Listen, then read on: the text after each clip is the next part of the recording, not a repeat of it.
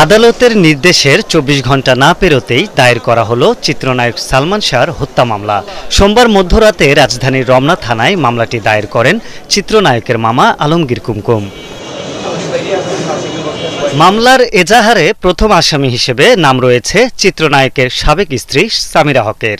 এরপর রয়েছেন ব্যবসায়ী আজিজ মোহাম্মদ ভাই, লতিফা হক লুসি, চলচ্চিত্রের খল অভিনেতা ডন সহ আরো কয়েকজন। আসসালামু আলাইকুম সম্মানিত দর্শক, আজকে আপনাদেরকে দেখাবো এমন একটি গুরুত্বপূর্ণ ভিডিও যে ভিডিওটি দেখলে রীতিমতো অবাক হবেন।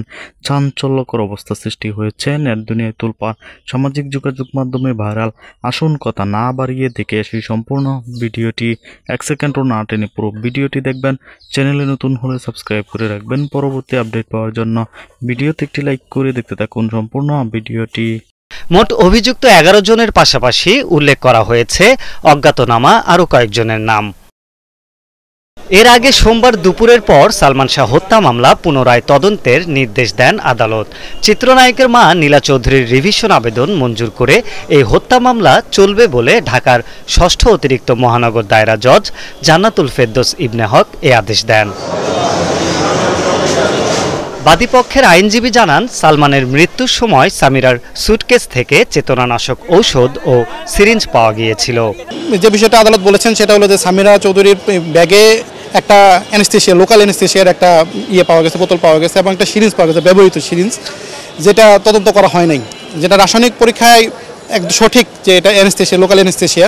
এখানে বলেছেন যে এটা রাশিয়ার একটা ইউজ করা হতো, যেখানে মৃত্যুও হতে পারে মানুষের হৃদযন্ত্র বন্ধ হয়ে।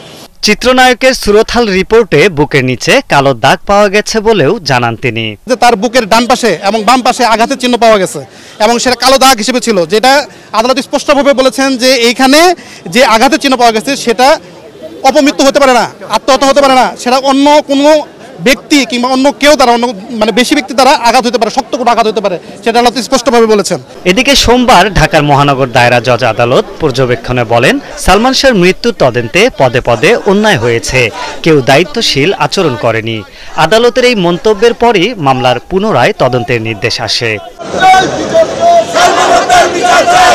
দর্শক সম্পূর্ণ ভিডিওটি দেখলেন, অবশ্যই বুঝতে পেরেছেন ভিডিওটি গুরুত্বপূর্ণ ছিল।